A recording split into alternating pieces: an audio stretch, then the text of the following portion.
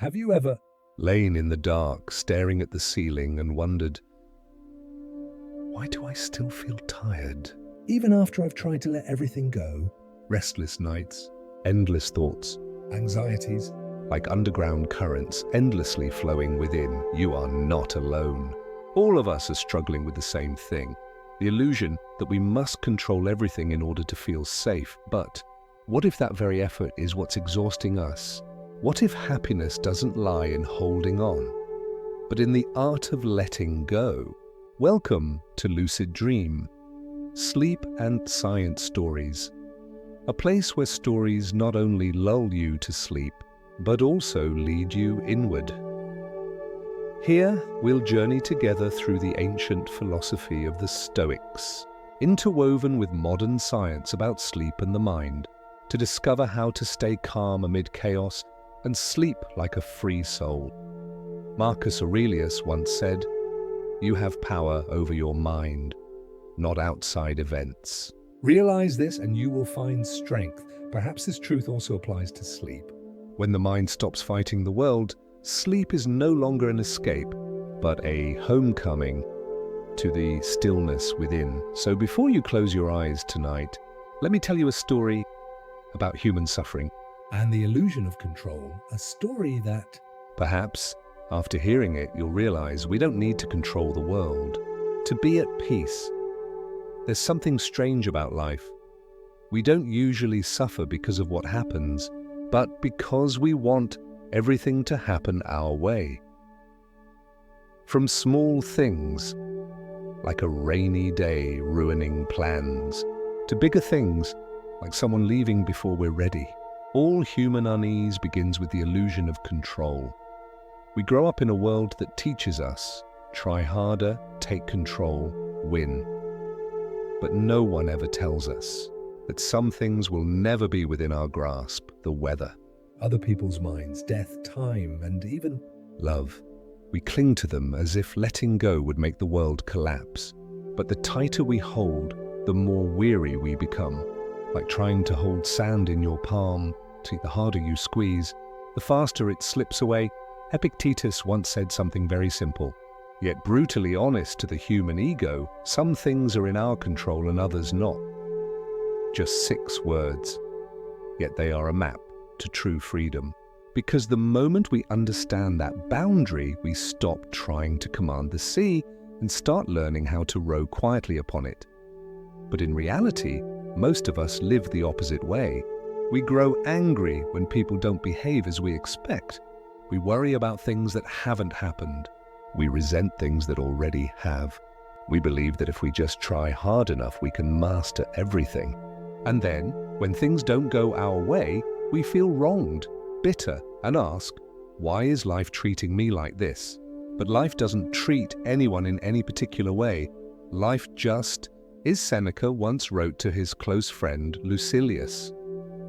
We suffer more often in imagination than in reality. We suffer not because of the world, but because of how we think about the world. Our minds create storms greater than the thunder outside. Have you noticed? When something sad happens, we don't only hurt because of it. We hurt because we think it shouldn't have happened. That thought, "it shouldn't have," is the second blade. The one we drive into ourselves. In the darkness of this room, as you lie still and listen to these words, ask yourself, how many times have you been tired not because of work, but because you tried to control every outcome? How many times have you been hurt not because of others, but because you wanted them to understand you in a certain way? If you look deeply, you'll see every pain begins with one sentence: it must be this way. But life has never had to be any particular way. The ancient Greeks had a concept called logos, the natural order of the universe. Zeno of Citium, founder of Stoicism, believed that to live according to nature is to live according to reason. In other words, when we live in harmony with nature, we live in alignment with reason. And that's when the mind rediscovers its innate peace. The world will never be perfect, but our minds can be still amid its imperfection. Because tranquility doesn't come from controlling the waves, but from learning to drift, steady with every breath. When we realize we cannot control the world, we do not become weaker. On the contrary, we begin to grow truly strong. Because when there is nothing to hold on to, there is nothing to fear losing, and perhaps the very moment you stop trying to control is when you truly begin to live. Someone once said, to let go, you must first understand what makes you hold on. So, what keeps us from letting go? Perhaps the answer lies in the 3 principles of release, where Stoic philosophy points to the path between anxiety and freedom. Someone once said, to let go, you must first understand what makes you hold on. Indeed, humans don't fear loss, they fear emptiness. We cling to people, possessions, reputation, not because we need them, but because we fear that without them we'll be no one. Stoic philosophy teaches that to live peacefully, one must first learn the art of letting go. Not as an act of despair, but as a return to the natural order of all things, a silent acceptance that says, I own nothing. I am merely borrowing, and that journey begins with 3 simple principles, yet powerful enough to change the way we see the world. Impermanence, presence, and the view from above. Everything in life is changing, moment by moment. Our bodies, the people we love, the things we possess, all are drifting away. Nothing stands still. Nothing lasts forever. Marcus Aurelius once wrote, everything we see is a change. Everything we see is the result of change. He did not say that to make us pessimistic, but to help us understand impermanence is not the enemy. It is the nature of life itself. If flowers never withered, spring would lose its meaning. If humans never died, life would lose its value. It is precisely because everything fades that we learn how to cherish it. When we understand that everything will pass, we begin to love each moment completely and to let it go gently when it ends. Seneca once advised, let us prepare our minds as if we'd come to the very end of life. Let us postpone nothing. That was how he lived, as if each day were his last, and because of that, he wasted not a single second on fear or regret. The past is gone. The future has not yet come. Only this moment is real. Epictetus once said, do not seek to have events happen as you want them to, but instead want them to happen as they do happen, and your life will go well. It sounds simple, but it is the very essence of freedom. Stop fighting reality, because reality does not need our approval. It happens anyway. We are tired not because of the present, but because the mind keeps running elsewhere. Part of us lives in if only, another in what if. While the body, lying here in a quiet night, is forgotten by its own master. Try to pause. Feel your breath. Listen to the sound of the night, of stillness, of life itself breathing through you. That is the meeting point of philosophy and meditation, where reason meets the present moment. Marcus Aurelius used to remind himself each morning, confine yourself to the present, a short reminder, yet enough to pull a wandering soul back home. Perhaps this is the most beautiful practice of Stoic philosophy. They called it the view from above, a way of seeing from far enough away that all troubles appear small. Imagine this. You are looking down from the sky. Buildings, streets, people, everything shrinks. The things we once thought so serious become mere grains of sand in an infinite universe. Epictetus once suggested to his students that they imagine themselves standing beyond the earth, looking down and smiling. What is a man? A small soul carrying a corpse, not mockery, but a reminder of humility. We are too small to control the world, yet big enough to understand and accept it. The view from above softens the heart. We no longer see ourselves as the center of every failure.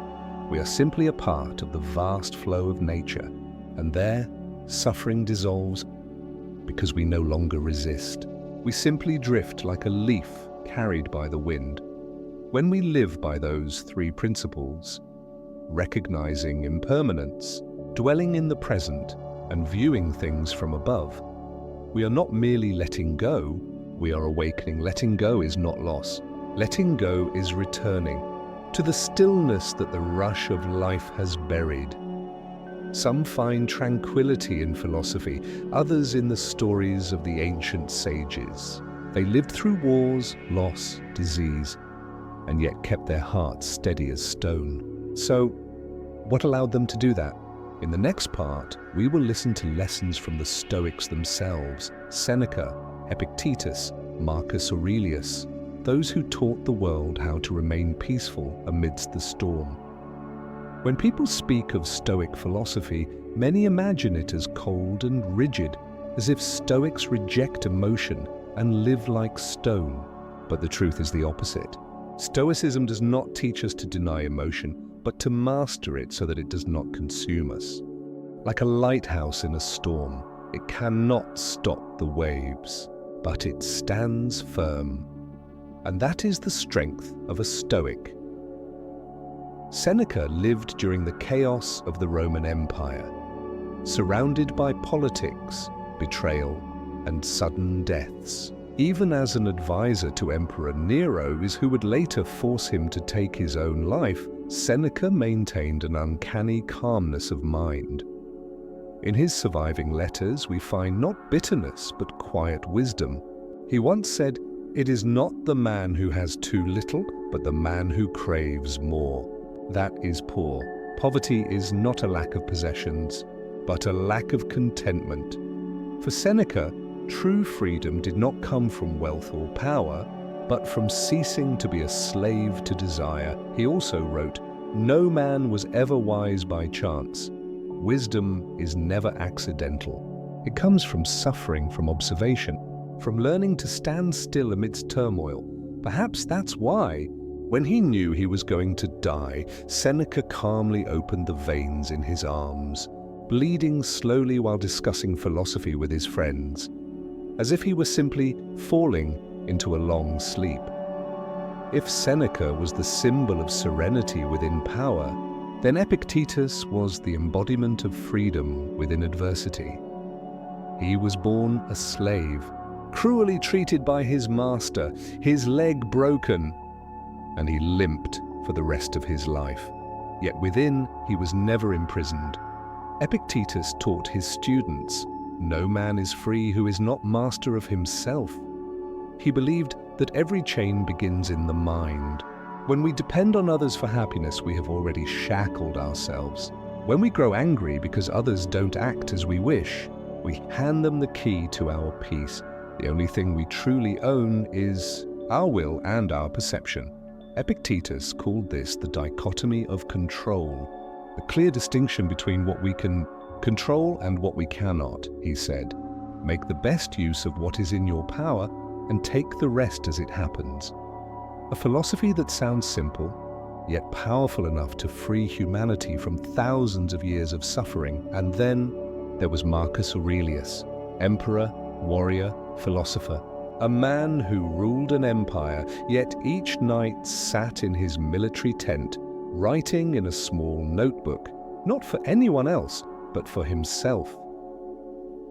That notebook would later be named Meditations. In it, he reminded himself of humility, of death, of accepting fate. Marcus Aurelius once wrote, "You have power over your mind, not outside events." Realize this, and you will find strength. He understood that amid war, plague, and rebellion, the only thing a human being could truly hold on to was a tranquil mind. One night, he wrote a line so simple, yet so profound it cut to the bone. "When you arise in the morning, think of what a privilege it is to be alive." An emperor in the mud of the battlefield still felt grateful just to wake up. That is a kind of strength no throne can grant. Marcus Aurelius was proof. that even when the world lies beneath your feet, you are still just a person learning how to let go. Before them all, there was Zeno of Citium, the founder of Stoicism. After losing all his possessions in a shipwreck, Zeno wandered the shores of Athens and came across the philosophy of Socrates. He said, "I made a prosperous voyage when I suffered shipwreck, a shipwreck that brought him to the harbor of wisdom." Zeno believed that to live happily, we must live according to nature, that is, in harmony with the logos, the rational order of the universe. When we align ourselves with logos, we stop resisting life and instead become part of it. Chrysippus, his successor, turned Stoicism into a deeply moral system. He said that courage is the root of all virtue, for only courage allows one to live according to reason, even at the cost of suffering. From these figures, Seneca, Epictetus, Marcus, Zeno, Chrysippus, we learn that true strength does not lie in changing the world, but in keeping the mind calm amid what cannot be changed. They were not saints. They were real people who knew pain, loss, and fear, but they chose a different way to live, to accept, to understand, and to love even what hurts.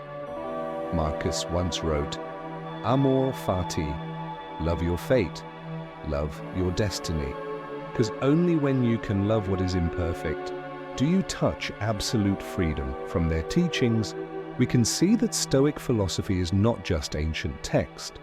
It is a map for the modern mind-seeking peace once again. So, in today's world, surrounded by crisis, competition, and loneliness, how can we apply those teachings to the moments of everyday life? Let's move forward to the application of Stoicism in modern living. There are mornings when you wake up and feel as if the whole world is collapsing. Work piling up, messages you don't dare open.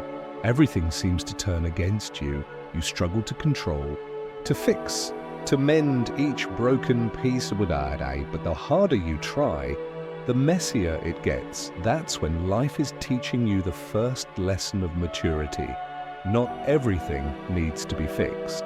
Epictetus once said, "When something happens, the only thing in your power is your attitude toward it." We cannot choose what happens, but we can always choose how we rise from it. Stoicism does not promise an easy life. It only shows us how to walk through the storm without breaking. When crisis strikes, a Stoic neither flees nor complains. They ask only one question. In this situation, what part is mine or what part is not? If we're caught in conflict with someone, can we control how they treat us? No, but we can choose our response, and that is freedom. If work is falling apart, can we force the world to align with our will? No, but we can do our best, then learn to let go, and leave the rest to time. That is the golden boundary Epictetus called the dichotomy of control, a compass amid the chaos of the sea. Someone once asked, "How can I stay calm when everything around me is on fire?" Marcus Aurelius answered, "Not with words, but with action." When a plague swept through Rome and rebels rose at the borders, he still wrote in his journal with a strangely serene tone, "The impediment to action advances action. What stands in the way becomes the way. That which obstructs the path is the path." Crisis is not the end, is the test of character. It exposes our true nature and gives us the chance to choose who we will become. Seneca once compared suffering to a workout for the soul. He said, "Difficulties strengthen the mind as labor does the body." Therefore, instead of asking, "Why me?" a Stoic asks, "What is this trying to teach me?" When we dare to look at pain through the eyes of a student, we cease to be victims. We become apprentices of life. And you know, sometimes the only thing we need to do amid chaos is to stop for just a moment. Not to surrender, but to see clearly the boundary, what we can act upon and what we must simply accept. Acceptance is not weakness. Acceptance is the strength of one who understands the law of life. like a sailor who does not shout at the wind, but quietly adjusts his sail. Marcus once wrote, "Accept whatever comes to you woven in the pattern of your destiny, for what could more aptly fit your needs? Accept everything that comes to you, for it is woven into the fabric of your destiny." And perhaps it is the missing piece you've been searching for. So when crisis comes again, remember this: you do not need to master the world, only yourself. Do your part with all your heart. All your reason and release the rest, like a falling leaf landing in its time. But sometimes What hurts us isn't the event itself, it's people, their words, their actions, their looks that make us feel small. So when you're insulted, when someone hurts you, can Stoic philosophy still help you stay calm? Let's continue to the next part. When insulted, choose not to be insulted. Perhaps you've experienced this. Someone says something thoughtless, and you can't stop thinking about it all day. A glance, a comment, a sarcastic remark. Small, yet sharp as a shard of glass lodged in the heart. You know you shouldn't care, yet it still stings. You say, "I'm fine," but your heart never truly is. Epictetus once said something that sounds simple, but living by it requires a lifetime of discipline. It's not what happens to you, but how you react to it that matters. It is not what happens that hurts us, but how we see it. An insult is merely sound in the air. It becomes a dagger only when we open our hearts to receive it. When we allow others to decide our emotions, we hand over the reins of our life to them. Marcus Aurelius used to remind himself whenever he felt offended, "Choose not to be harmed, and you won't feel harmed." Don't feel harmed, and you haven't been. Harm does not exist if we refuse the role of the victim. The words of others are like wind blowing across water. They create waves only if the surface within us is not still. But how can one's heart remain calm amid all that noise? The answer, as Marcus said, lies in choice.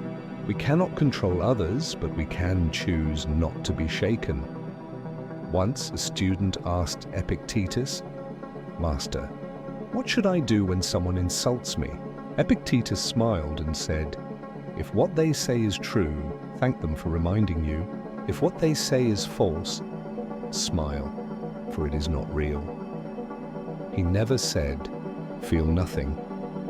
He only taught, "Look deeply into your emotion and see if it's truly worth losing your peace over." The modern world makes this harder than ever. We live among thousands of judgments, online, in person, even from those closest to us.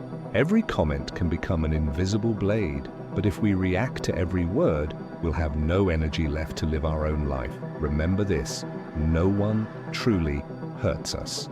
They only touch the wounds within us that have yet to heal. Once we understand that, every insult becomes a lesson.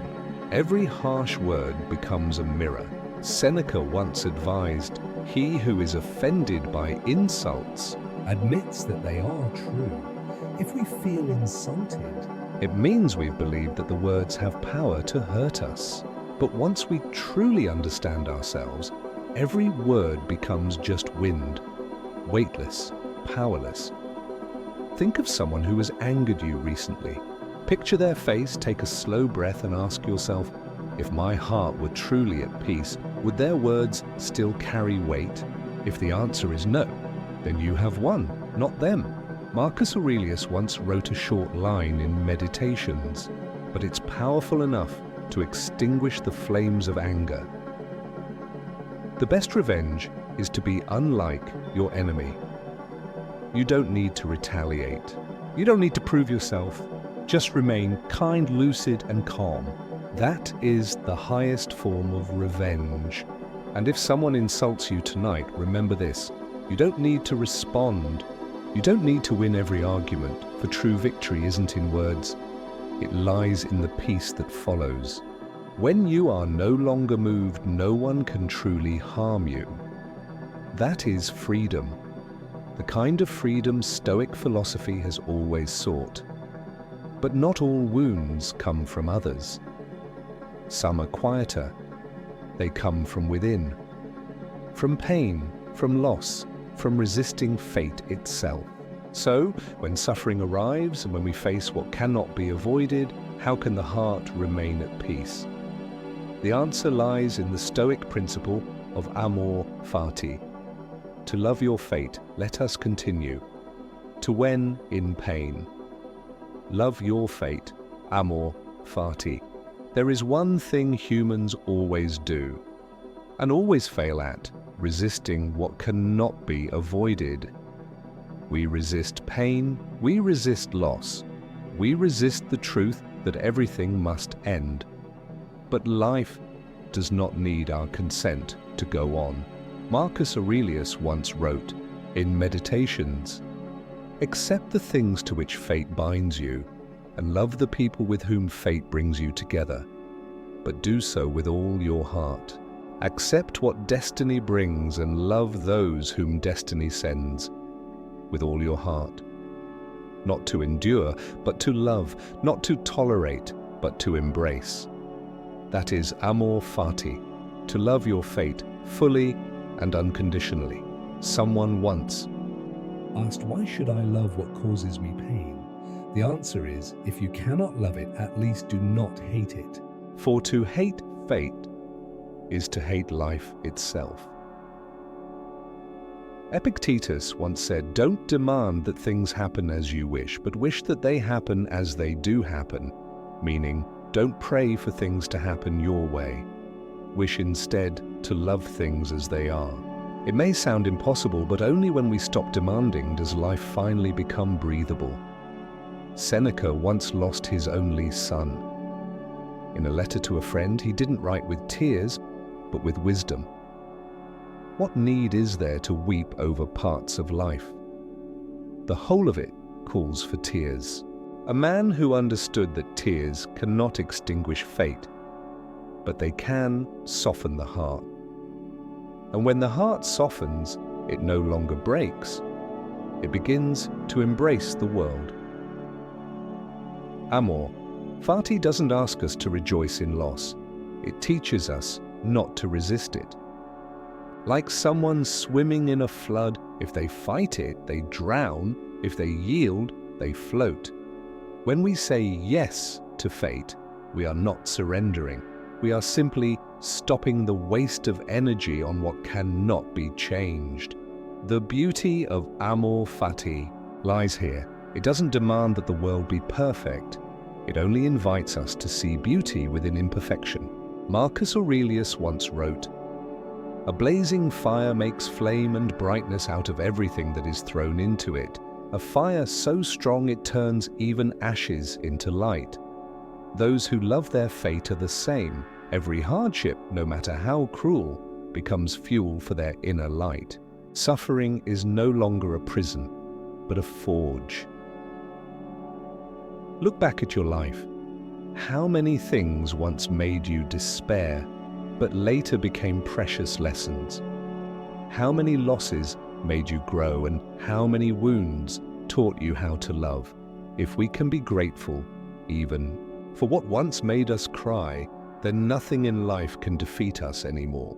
Nietzsche once said, amor fati, that one wants nothing to be different, not forward, not backward, not in all eternity. To love your fate is to want nothing else, no different past, no different future. Just this very moment, with everything it holds. And you know what?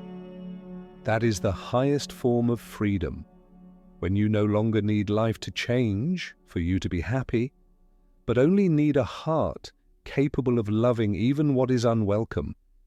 Then every pain becomes gentle.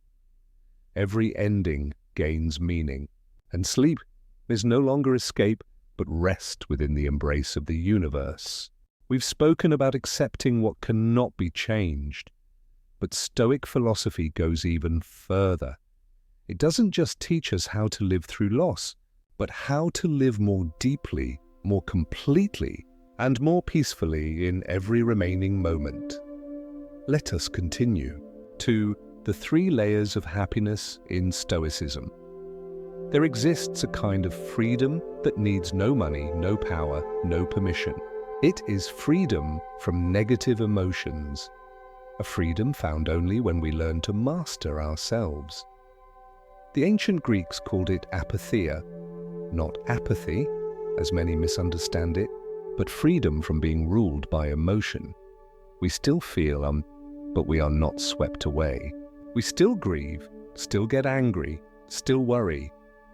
But those emotions no longer steer the soul. Epictetus once said, "No man is free who is not master of himself." Freedom does not mean doing whatever we want. It means not being forced to act against our will by our own emotions. Have you noticed?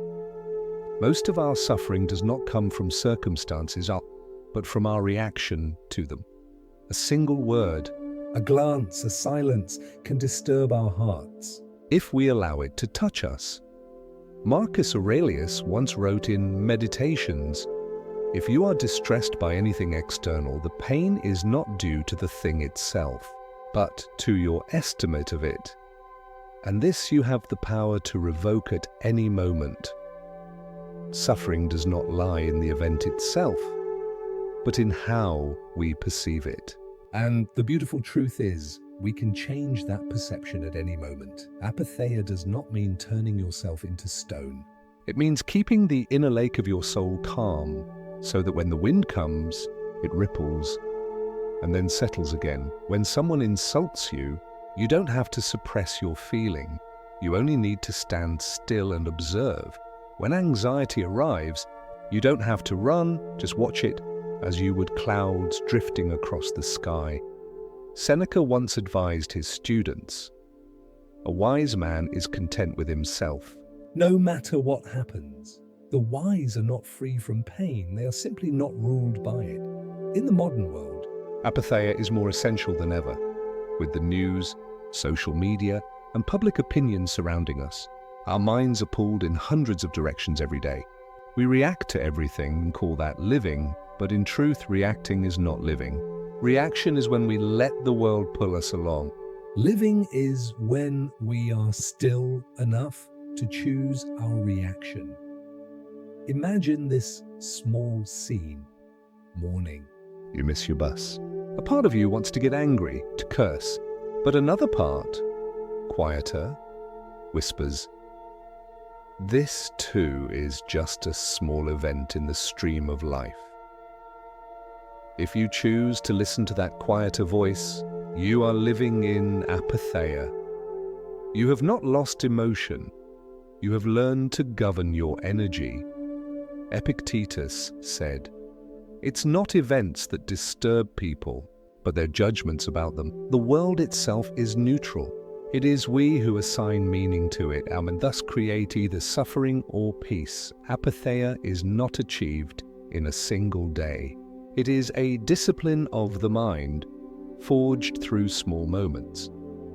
When someone says something hurtful, we practice breathing. When we lose something we love, we practice acceptance. When fear arises, we practice standing still and observing it. That is how the Stoics trained their minds, moment by moment, breath by breath. Marcus Aurelius once wrote a beautiful line. The soul becomes dyed with the color of its thoughts. Our soul takes on the hue of our thinking. If we dwell on loss, we grow heavy. If we dwell on gratitude, we grow radiant. If we dwell on peace, peace gradually becomes our nature. And when that happens, we touch freedom, not external freedom, but the freedom within the soul itself. Nothing can take our peace away because we no longer place it in the hands of others. That is apatheia, the beauty of a still mind, standing firm amidst the storms of life. Transition to part 3b.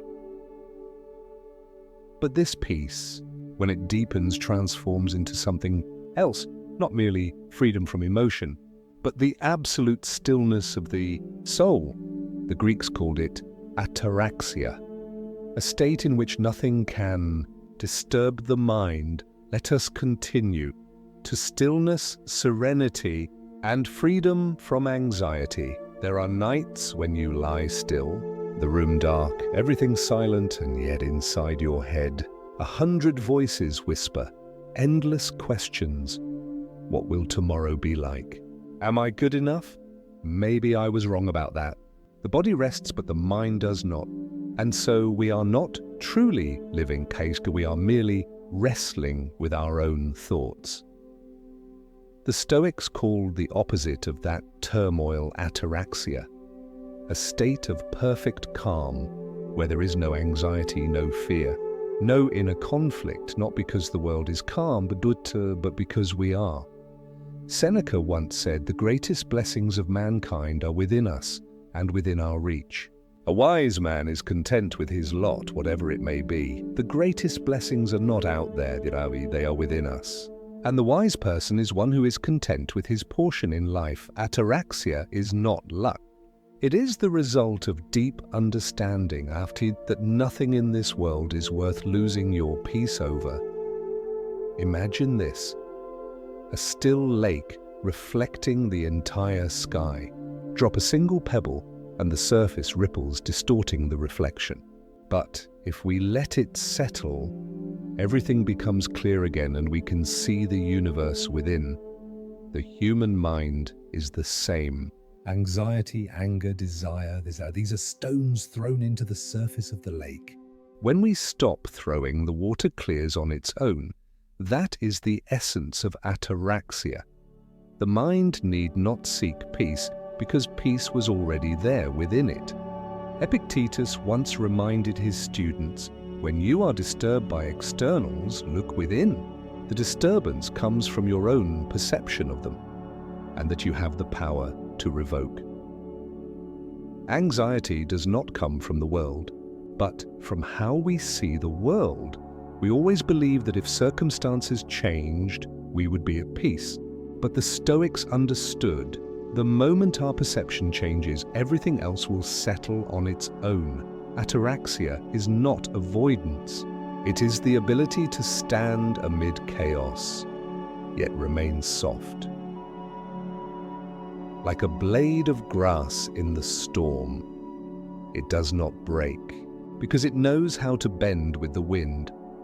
When the mind reaches ataraxia, we no longer need to win every battle, for there is no longer anyone to fight, not even ourselves.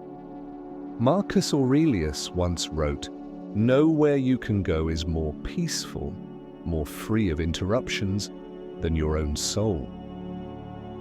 There is no place more peaceful than your own soul, when you know how to return to it.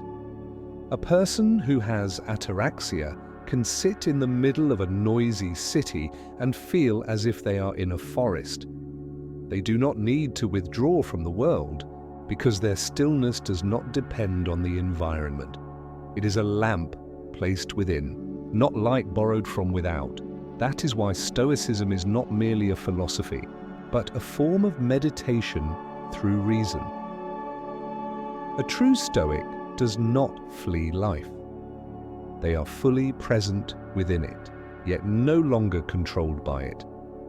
Seneca once told his students, "He is most powerful who has power over himself," and that power is not the control of others, but the mastery of fear, anxiety, desire, and expectation. When all of these dissolve, only stillness remains, a stillness deep enough to hear the heartbeat of the universe itself. Ataraxia is not a destination, but a state of mind that arises when resistance ends. When we stop wanting things to be different, everything suddenly becomes exactly as it should be, and in that moment, peace is no longer something we seek, but something we realize we have always had. If apatheia is the discipline, then ataraxia is the reward. A person who lives in ataraxia does not need to prove anything or win anything. They simply live each breath fully, just as it is. But there is a deeper layer still, which beyond the stillness of the mind, a state the Greeks called eudaimonia, the complete flourishing of the soul, when one lives in harmony with reason, with nature, and with virtue. Let us continue to eudaimonia, true happiness. People often think happiness is a destination, that once we achieve something, a person, a position, a dream, we will feel complete. But Stoic philosophy sees it differently. For the Stoics, happiness is not where we arrive, but how we live. The word eudaimonia in Greek means the flourishing of the inner divine spirit. In other words, it is the state in which the soul is in harmony with the universe. When reason, virtue and nature sing in unison. Zeno of Citium, the founder of Stoicism, once said, "Happiness is a good flow of life, a smooth, noble flow, unhindered by desire, fear, or attachment." When we live in accord with nature, we live in that harmonious current, and that is eudaimonia. Marcus Aurelius wrote in Meditations, "A man's true delight is to do the things he was made for." A person's true joy lies in doing what they were born to do, not in chasing what the world praises, but in following what their mind knows to be right. Eudaimonia does not come from success, for success depends on others. It comes from virtue, the one thing no one can take away from us. Seneca said, "No man can live happily who regards himself alone, who turns everything to his own advantage. You must live for your neighbor if you would live for yourself." He understood that happiness cannot come from living only for oneself. When we live for others, not to prove something, but out of genuine kindness, we move in rhythm with nature, where everything exists to support everything else. Eudaimonia is not noble solitude, but the deepest form of connection with all things. When we live with gratitude, justice, courage, and temperance, we live in harmony with the Logos, and Logos is the soul of the universe. Epictetus taught his students to live in agreement with nature. That is the goal. And nature here is not just trees, earth, or sky, but the natural essence of human beings, rational, moral, capable of understanding and love. To live according to nature is not to indulge or surrender, but to act in accordance with the natural order of the soul, but without forcing, without pretending, without losing oneself. When one lives this way, everything, even the smallest thing, becomes sacred. A glance, a word, an action, each can reflect awareness and compassion. Marcus reminded himself each day, "Waste no more time arguing what a good man should be. Be one. Do not argue about what makes a good person. Be that person." Eudaimonia needs no definition because it is felt in every moment we live in alignment with goodness.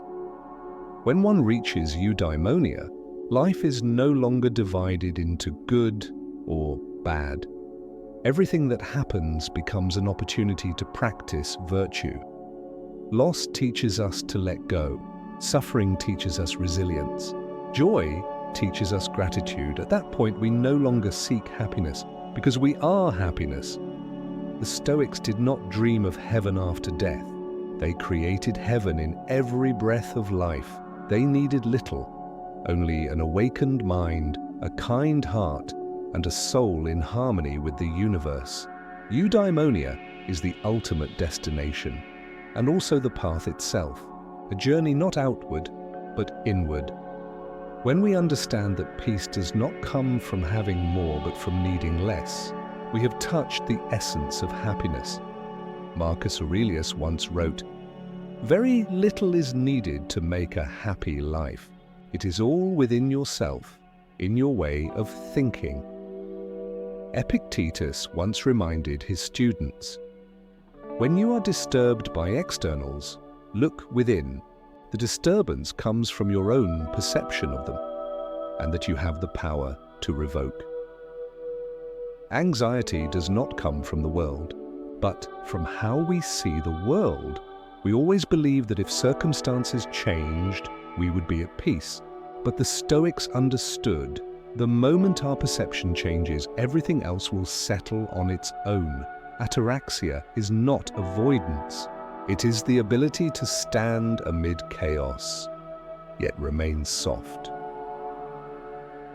Like a blade of grass in the storm, it does not break, because it knows how to bend with the wind. When the mind reaches ataraxia, we no longer need to win every battle, for there is no longer anyone to fight, not even ourselves. Marcus Aurelius once wrote, "Nowhere you can go is more peaceful, more free of interruptions than your own soul."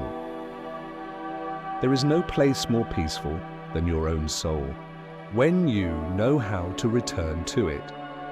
A person who has ataraxia can sit in the middle of a noisy city and feel as if they are in a forest. They do not need to withdraw from the world, because their stillness does not depend on the environment. It is a lamp placed within, not light borrowed from without. That is why Stoicism is not merely a philosophy, but a form of meditation through reason.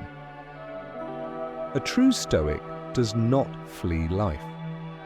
They are fully present within it, yet no longer controlled by it. Seneca once told his students, "He is most powerful who has power over himself, and that power is not the control of others, but the mastery of fear, anxiety, desire, and expectation. When all of these dissolve, only stillness remains, a stillness deep enough to hear the heartbeat of the universe itself."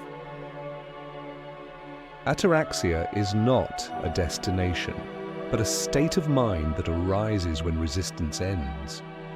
When we stop wanting things to be different, everything suddenly becomes exactly as it should be, and in that moment, peace is no longer something we seek, but something we realize we have always had. If apatheia is the discipline, then ataraxia is the reward. A person who lives in ataraxia does not need to prove anything or win anything. They simply live each breath fully, just as it is. But there is a deeper layer still, which beyond the stillness of the mind, a state the Greeks called eudaimonia, the complete flourishing of the soul. When one lives in harmony with reason, with nature, and with virtue, let us continue to eudaimonia, true happiness. People often think happiness is a destination, that once we achieve something, a person, a position, a dream, we will feel complete. But Stoic philosophy sees it differently. For the Stoics, happiness is not where we arrive, but how we live. The word eudaimonia in Greek means the flourishing of the inner divine spirit. In other words, it is the state in which the soul is in harmony with the universe. When reason, Virtue and nature sing in unison. Zeno of Citium. the founder of Stoicism, once said, "Happiness is a good flow of life, a smooth, Noble flow, unhindered by desire, fear, or attachment. When we live in accord with nature, we live in that harmonious current, and that is eudaimonia."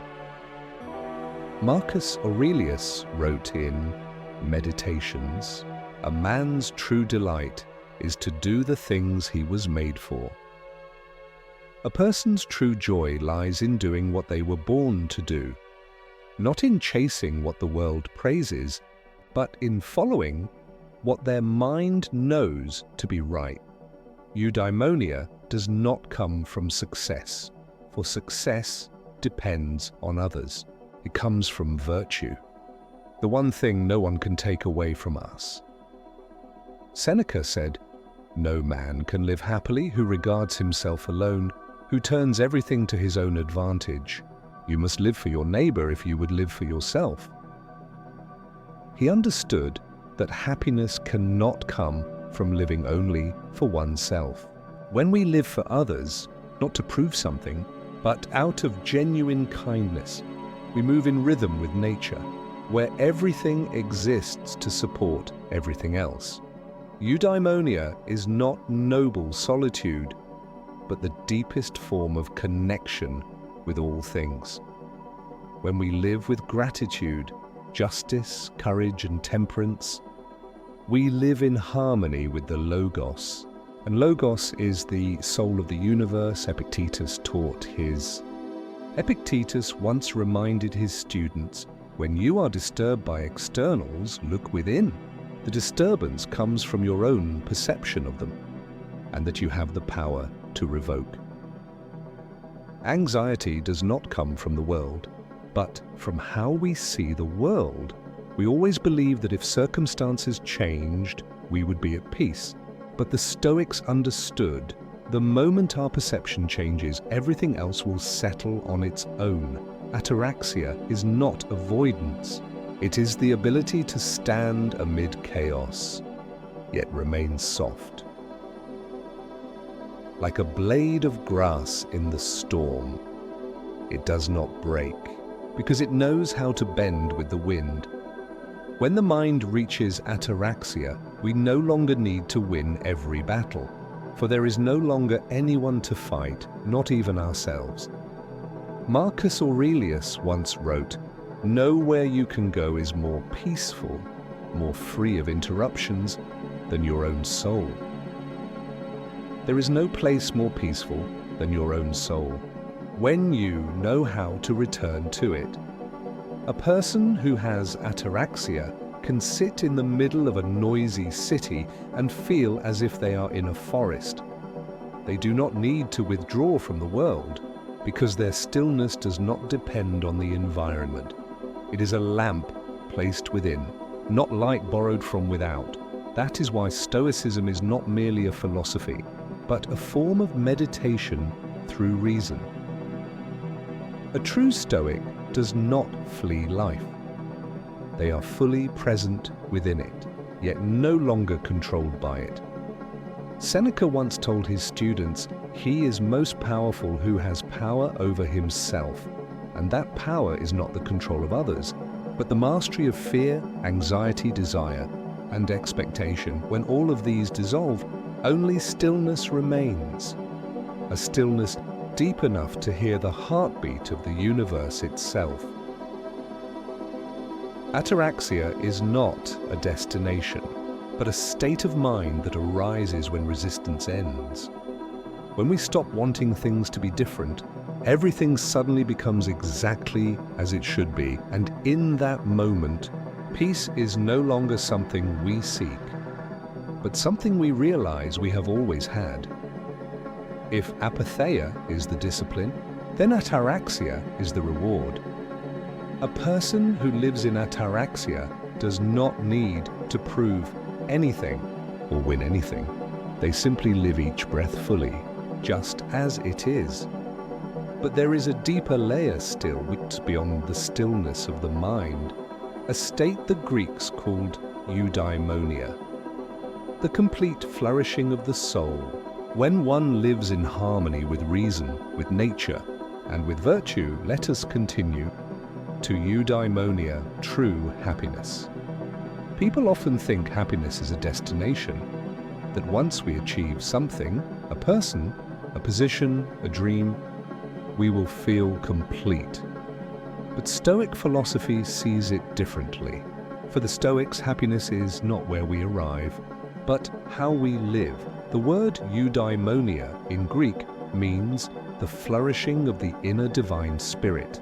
In other words, it is the state in which the soul is in harmony with the universe. When reason, Virtue and nature sing in unison. Zeno of Citium. the founder of Stoicism, once said, Happiness is a good flow of life, a smooth, noble flow, unhindered by desire, fear, or attachment. When we live in accord with nature, we live in that harmonious current, and that is eudaimonia. Marcus Aurelius wrote in Meditations, "A man's true delight is to do the things he was made for." A person's true joy lies in doing what they were born to do, not in chasing what the world praises, but in following what their mind knows to be right. Eudaimonia does not come from success, for success depends on others. It comes from virtue, the one thing no one can take away from us. Seneca said, "No man can live happily who regards himself alone, who turns everything to his own advantage. You must live for your neighbor if you would live for yourself." He understood that happiness cannot come from living only for oneself. When we live for others, not to prove something, but out of genuine kindness, we move in rhythm with nature, where everything exists to support everything else. Eudaimonia is not noble solitude, but the deepest form of connection with all things.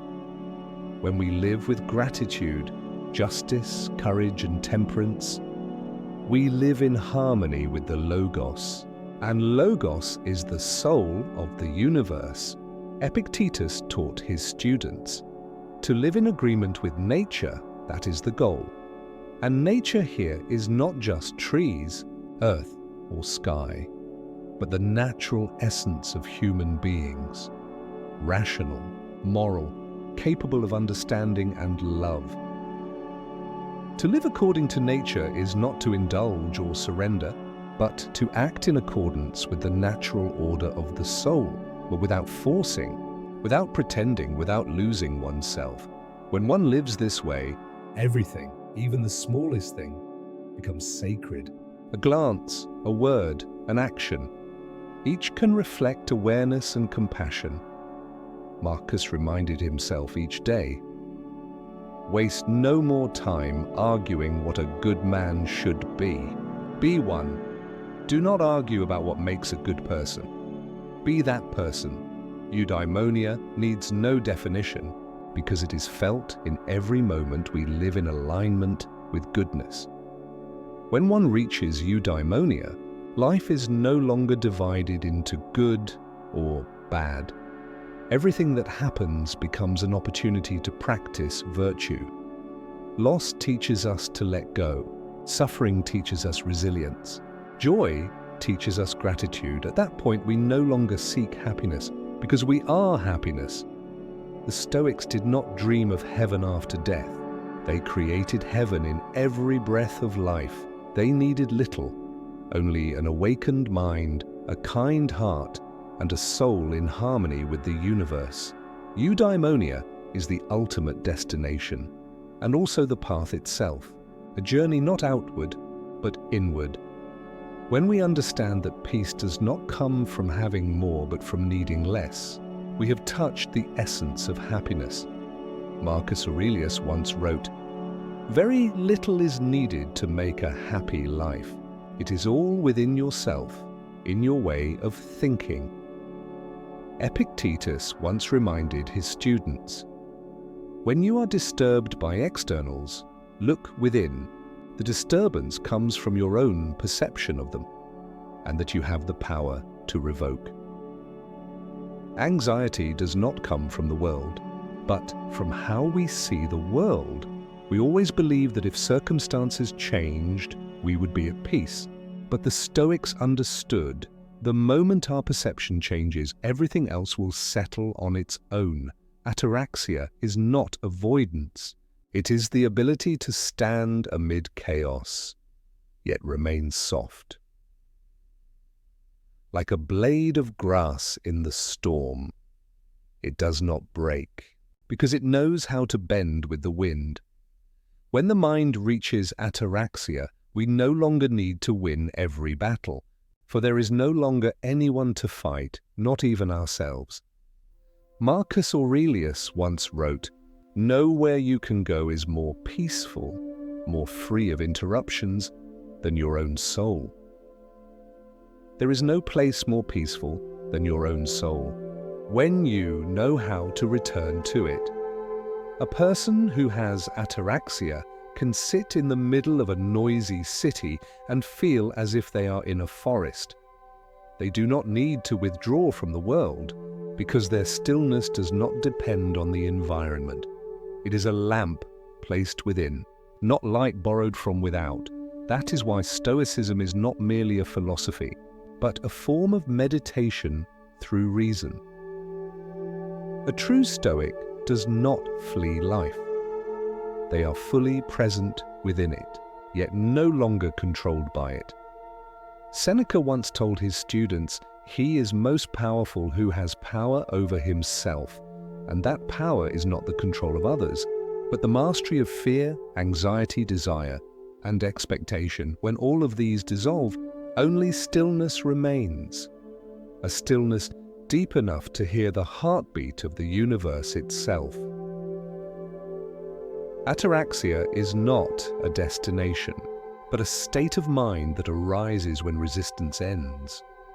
When we stop wanting things to be different, everything suddenly becomes exactly as it should be, and in that moment, peace is no longer something we seek, but something we realize we have always had.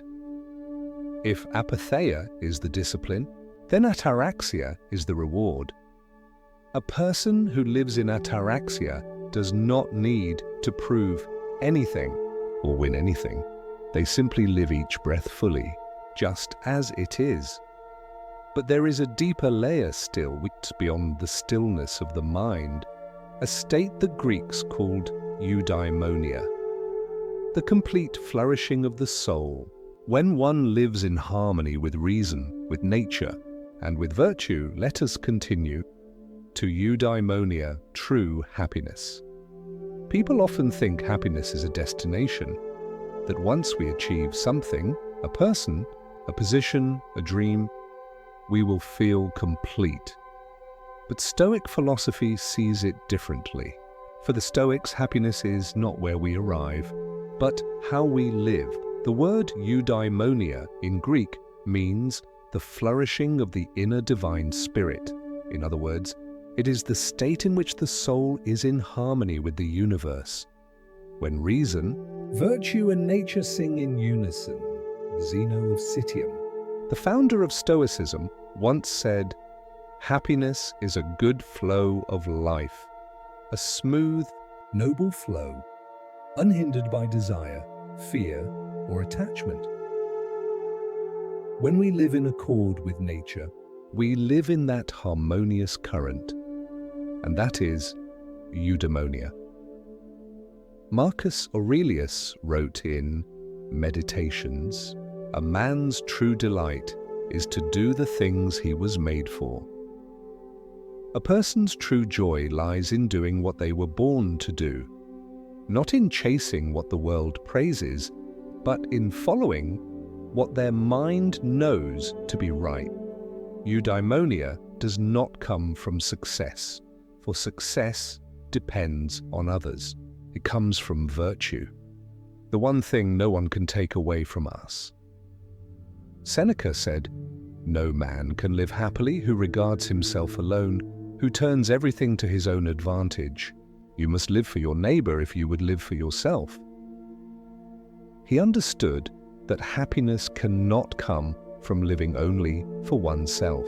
When we live for others, not to prove something, but out of genuine kindness, we move in rhythm with nature, where everything exists to support everything else. Eudaimonia is not noble solitude, but the deepest form of connection with all things. When we live with gratitude, justice, courage, and temperance, we live in harmony with the Logos. And Logos is the soul of the universe. Epictetus taught his, "Very little is needed to be happy. Everything lies within us, in how we see, and how we live. Eudaimonia is not a reward for the virtuous, but the natural state of the soul when it stops resisting. When reason, virtue, and nature unite as one, happiness ceases to be a dream and becomes reality in every breath. We have now passed through 3 layers of happiness, from freedom from emotion to the stillness of the soul, and finally to the full blossoming of virtue. But Stoic philosophy does not end in understanding. It is an art of living and to be practiced in every action, every choice, every moment. Let us continue. To the application of Stoicism in modern life. We live in a strange age. Technology connects people across the globe, yet human hearts are more distant than ever. We have more, faster, brighter, better. And for that very reason, we are more exhausted. We fear missing out, fear falling behind, fear not being enough. Each morning, our minds awaken already crowded with news, comparisons, and expectations. And amid all the noise of the world, we forget how to listen to ourselves. Marcus Aurelius once wrote, "You have power over your mind, outside events." Realize this and you will find strength. Those words, written 2,000 years ago, remain just as true today. Because no matter how modern the world becomes, the nature of suffering stays the same. Humans still seek to control what lies beyond their reach. When modern life drains them, a Stoic does not seek to escape. They stop, they take a breath. and they ask themselves, is this within my control? If the answer is no, they let go, not out of weakness, but out of understanding that every struggle against nature brings pain. If the answer is yes, they act.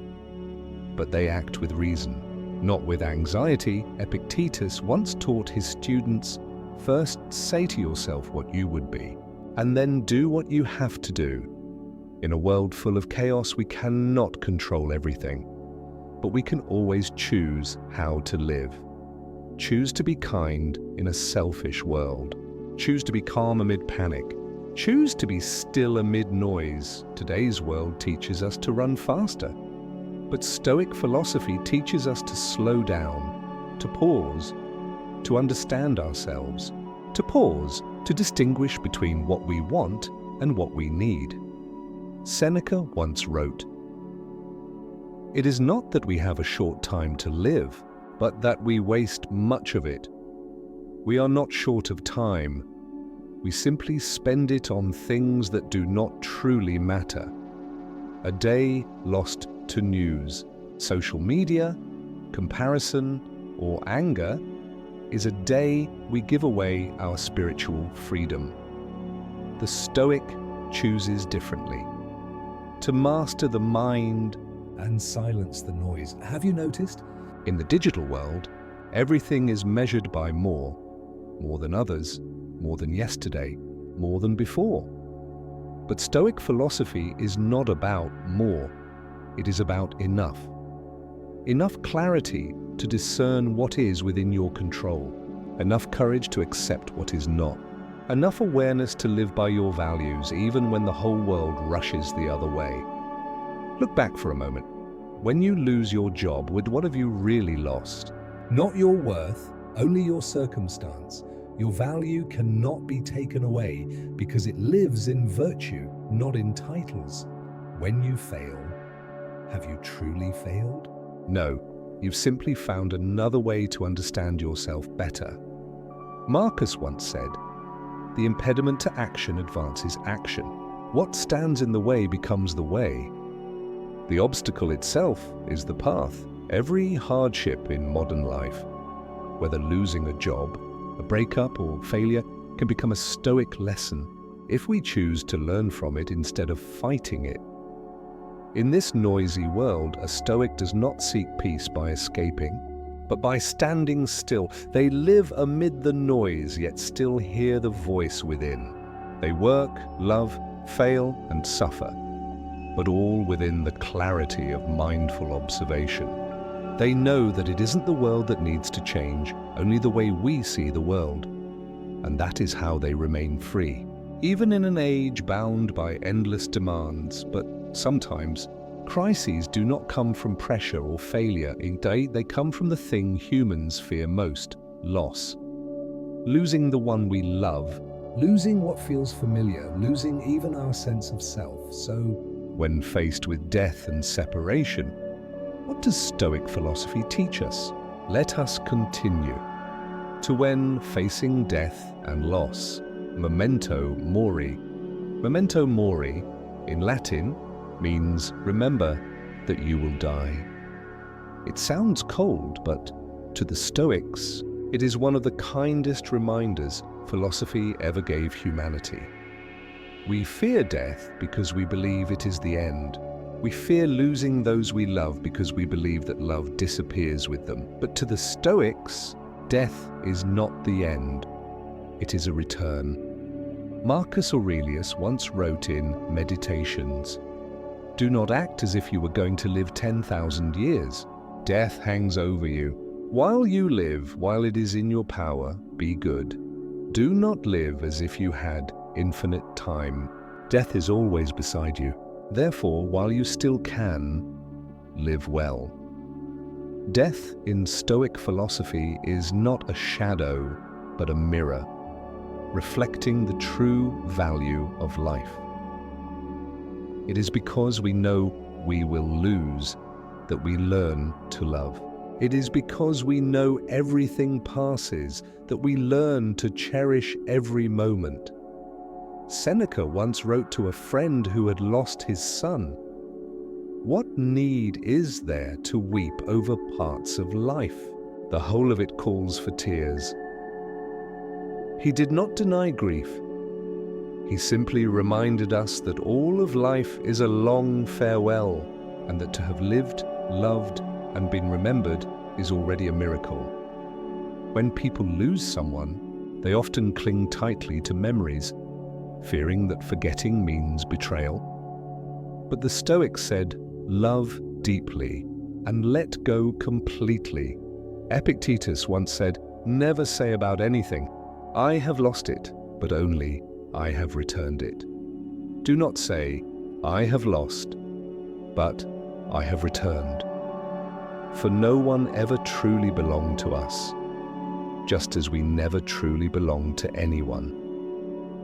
We are travelers walking together for a time, and part when the road divides. Marcus Aurelius once wrote, "Everything is ephemeral, both memory and the object of memory. Everything is fleeting, even memory." even the one remembered. But that does not make love lose its meaning. On the contrary, it is impermanence that makes it sacred. Like a flower that blooms for only a day, it is because of its brevity that we stop to admire it. The Stoics did not try to chase away sorrow. They let sorrow become part of beauty. For they understood, where there is love, there will be pain. And where there is pain, it means we once loved deeply. Someone once asked, how can I live without fearing death? Marcus answered in simple words, "It is not death that a man should fear, but he should fear never beginning to live. Do not fear death. Fear never having truly lived." And that is the secret of memento mori. It does not make us morbid. It makes us awake. When we remember that we will die, all petty anger dissolves. The arguments, the things we cling to, suddenly lose their weight. Instead, we begin to want to say words of love, to forgive faster, and to live more gently. Death teaches us how to live. For only when we face our limits do we learn what truly matters. Seneca once said, "Let us prepare our minds as if we had come to the end of life. Let us postpone nothing. Live as if this were your last day. Leave nothing unsaid. Leave no heart waiting for forgiveness. Each morning, smile. for you have been given one more day. Each night be grateful, for you have lived another full 24 hours. Memento mori is not sad, it is beautiful, because it reminds us every moment is precious. And it is the impermanence of human life that makes every hug, every smile, every breath a miracle that will never repeat. When we understand memento mori, we no longer fear loss, because there is nothing left to lose, only things left to love, wholly, sincerely, and freely. And if death teaches us to live each moment completely, then love too, and is another profound lesson Stoic philosophy wants us to understand. Because love, whether sweet or broken, is where humans most clearly confront the truth of control and letting go. Let us continue to when love breaks. We do not lose, we simply return. People often say, love is the most beautiful and the most cruel thing a human can experience. No one loves without fearing loss. No one loses without feeling pain, but the Stoics saw it differently. They did not avoid pain. They sat with it, listening to it as one listens to rain outside the window. Sad, but beautiful. Epictetus once said, "Never say of anything, 'I have lost it,' but only, 'I have returned it.' Do not say 'I have lost,' but 'I have returned.' Because that person that was never truly yours, they were sent to you to walk with you for a while. And when fate waves its hand, nothing is stolen. You are simply returning to the universe what was once borrowed. In Stoic philosophy, love is not about possession, it is about becoming better. People come into our lives not to fill a void, but to show us the parts of ourselves still missing. They are mirrors, reflecting the corners of the soul that have yet to shine. When we love someone truly, we do not hold them through fear, but through freedom. Because, as Marcus Aurelius once wrote, when you arise in the morning, think of what a privilege it is to be alive, to breathe, to think, to enjoy, to love. Love is a privilege, not a possession. There is one mistake modern people often make. They believe that love is an eternal promise, but the Stoics understood everything in life is impermanent, including love. Marcus once wrote, "Everything is ephemeral, both memory and the object of memory. Everything is temporary." But that does not make love less valuable, and it makes it sacred, because we know today's kiss may be the last. Tonight's embrace may be the final one. And it is that fragility that makes us love deeper, gentler, and truer. Seneca once said, "He who fears death will never do anything worthy of a living man." If we fear loss, we will never love completely, because to love is to face the possibility of breaking. Love does not need a promise of forever. It only needs full presence in this moment. When love breaks, people often try to forget. But the Stoics do not forget. They remember, but they remember with gratitude, grateful for having loved, grateful that the other person once existed in their life, grateful that this pain itself has taught them gentleness. Epictetus once reminded, "When you kiss your child, say to yourself, 'Tomorrow he may die,' not to grieve, but to love more deeply while you still can. And if one day you lose the person you love, try thinking like a Stoic. They are not gone. They have merely returned to where every soul belongs, to Logos, the eternal flow of the universe." When you look up at the sky, they are there, no longer in form, but in the order of things, in the wind, in the light, and within you. Because a part of them still lives through the way you love, through what they have left behind in your heart. Marcus Aurelius once said, "Loss is nothing else but change, and change is nature's delight." Loss is merely transformation. and transformation is nature's joy. The universe never destroys, it only transforms. Those who leave are not gone, they only change form, from presence into memory, from breath into wind, from love into a quiet strength within our hearts. So when love breaks, do not cling. Do not force yourself to forget. Return with gratitude, grateful for the shared journey, grateful for the lesson in love, and grateful that even for a single fleeting moment, the universe allowed two souls to touch, love lost, death, grief, pain. They all teach humanity the same lesson, that happiness does not come from avoidance, but from understanding, acceptance, and harmony with nature. And that is the spirit of the 3 layers of happiness in Stoic philosophy, where the soul journeys from freedom, from emotion, to stillness, to the full flowering of virtue. Let us continue to the 3 levels of happiness in Stoicism. Happiness, the thing humanity has sought for thousands of years, through war, through love, through wealth, through power.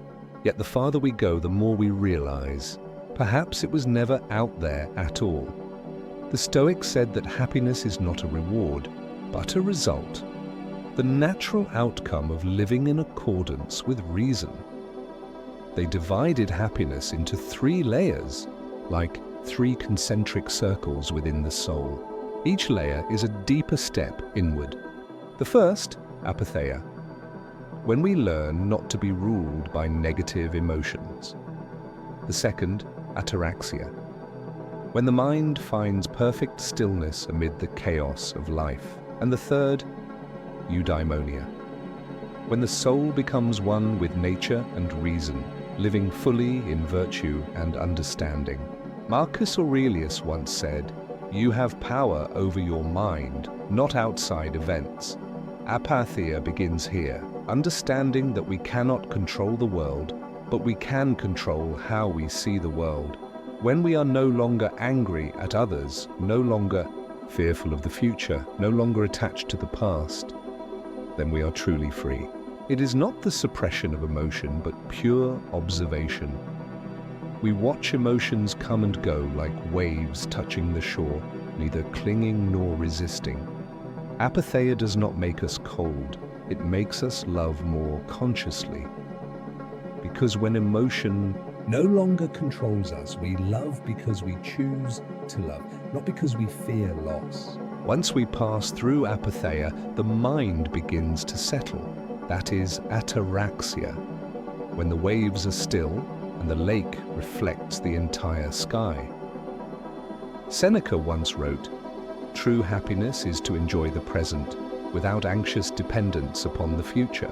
True happiness is to savor the present without fear of what's to come." Ataraxia is when you can sit in the middle of a noisy city and feel as calm as if you were in a forest. It is when you can work, love, and even suffer while keeping a quiet space within. The one who attains ataraxia is not someone without problems, but someone who no longer lets problems steal their peace. When the mind is calm, the soul begins to bloom. That is eudaimonia, the highest form of happiness, where human beings become one with nature and virtue. Marcus Aurelius once wrote, "The happiness of your life depends upon the quality of your thoughts. Happiness does not come from circumstance, but from the quality of thought within. When we think good thoughts, we act rightly. When we act rightly, we live in accord with nature. And when we live according to nature, happiness ceases to be something to seek. It arises naturally." Eudaimonia is not constant smiling, but the quiet radiance of one who understands themselves. It is a gentle joy, like a faint light glowing in the dark, not blinding, but warm. Those who reach eudaimonia no longer say, "I am happy," because they are happiness itself. There is no longer a line between self and world, between me and the universe. These three layers of happiness are not separate. They flow into one another like three steps leading inward. Apatheia, when the mind is freed from turmoil. Ataraxia, when the mind becomes still. Eudaimonia, when the mind merges with life itself. Epictetus once advised his students, freedom is the only worthy goal in life. It is won by disregarding things that lie beyond our control, and that freedom is happiness itself. When we are no longer dependent on others or external circumstances, we become truly free, living by reason, by virtue, and by a deep love for life itself. The Stoics did not seek a paradise after death. They created paradise in every moment of being alive, for to them, every breath was already a gift, and every challenge an opportunity to cultivate virtue. Those three layers of happiness, apatheia, ataraxia, eudaimonia, form the journey from reason to soul, from control to surrender, from human to universe. When we understand this, all suffering becomes a lesson, all loss becomes light, and every moment of life becomes part of wholeness. And if those three layers are the essence, then the central message of Stoic philosophy can be summed up in one truth. Human beings cannot control the world, but they can control themselves. Let us continue to the message: freedom amid chaos. Humans always want control. We try to hold on to happiness, to drive away sorrow, to command the future, to change others. But in the end, all these efforts only exhaust us, because we are fighting the impossible. Stoic philosophy reveals a simple truth. The world does not belong to us. We cannot control it, but we can choose how to exist within it. Epictetus once said, "We cannot choose our external circumstances, but we can always choose how we respond to them." That is the foundation of freedom, not outer freedom, but inner freedom. Freedom from fear, from anger, from attachment. Marcus Aurelius understood this more than anyone. As an emperor amid war, plague, and rebellion, he could still write, "In Meditations, the universe is change. Our life is what our thoughts make it. The universe is ever changing, but our lives are shaped by the quality of our thoughts. And when we master our thoughts, we master our destiny." The Stoic does not seek to escape chaos. They step into it with a mind still as water. They know the winds will rise, but they do not let the winds carry them away. They know the storm will come, yet they keep their course. They do not say, "May life be easier." They simply say, "May I be stronger." Seneca once taught, "A gem cannot be polished without friction, nor a man perfected without trials." A gem cannot shine without grinding, and a person too becomes beautiful only through hardship. Suffering Is not punishment, and it is the greatest teacher of the soul. The Stoic does not avoid adversity. They welcome it. They see every challenge as a chance to practice virtue, patience, courage, compassion, tranquility. Someone once asked, "How can we be peaceful when the world grows more chaotic?" Marcus Aurelius answered, not with words, but through his life. He did not withdraw from the world equaled. He continued to lead, to fight, to love. But within him was a silence nothing could touch. Nowhere you can go is more peaceful than your own soul. There is no place more peaceful than your own soul. True freedom does not come from escaping life, but from living fully within it. While keeping the heart serene, the Stoics understood that each morning is a miracle, each hardship is a lesson, and each breath is an opportunity to return to oneself. They do not flee, do not blame, do not resent, they simply smile, knowing that everything is unfolding exactly as it should. Epictetus once said, "Happiness and freedom begin with a clear understanding of one principle. Some things are within our control and some things are not. Once we understand this, half of life's burdens dissolve, because when we care only about what we can control, all worry, anger, and disappointment fade like smoke. Freedom, in Stoic philosophy, is not the ability to do whatever we want, but the ability not to be bound by what we do not need. No slavery to emotion. No slavery to ambition, no slavery to the opinions of others, no slavery to fear. That is the soul's ultimate independence. The Stoic walks through life like one walking through a storm. Still wet, still cold, still aching, but never losing direction. They know the storm is temporary, and that above the clouds, the sun still waits. Seneca once said, "No wind is favorable to the sailor who doesn't know where to go." If you do not know your destination, every wind becomes a storm. But if you know the direction of your soul, then even the tempest becomes a companion. Freedom amid chaos, that is the essence of Stoic philosophy. Not avoiding suffering, but walking through it with clarity, not rejecting emotion, but standing firm amid emotion without drowning in it, not coldness toward life, but loving life more wisely. Marcus Aurelius once wrote, "The happiness of your life depends upon the quality of your thoughts."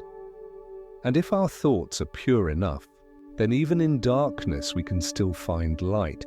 If Stoicism is the art of living amid chaos, then through the eyes of a storyteller, it is also the journey of every soul, through pain toward peace.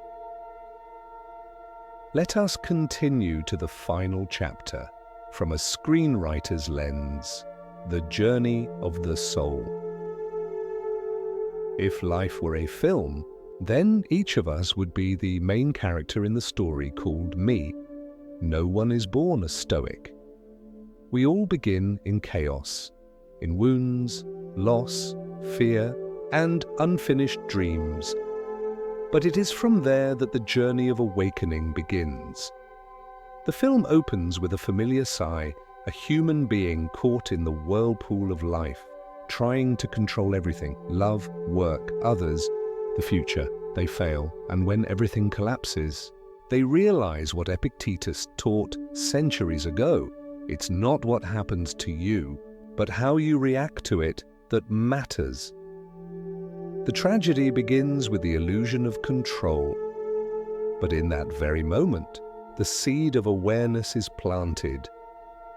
In the darkness, the character begins to look inward, to see that they cannot change the world, but they can change the way they see the world.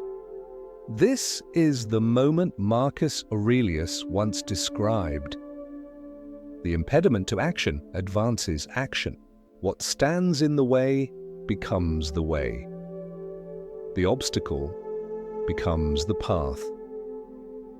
Crisis is no longer the enemy, but the teacher guiding us back to ourselves. From here, the character learns to let go, to release those who do not stay, to release what cannot be kept, to release both the past that is gone and the future that has not yet arrived.